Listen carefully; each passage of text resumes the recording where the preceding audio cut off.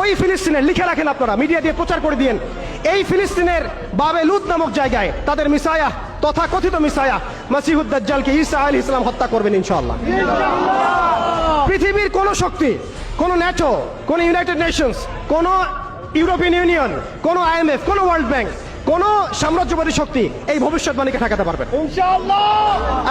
আপনাদেরকে চেষ্টা করতে দেন, সারা পৃথিবীর সমস্ত মুসলমানকে যদি এখন তারা মেরে ফেলে, তবু এই অকাট্য ভবিষ্যৎবাণী ইনশাআল্লাহ তাআলা তারা পাল্টাতে পারবে না।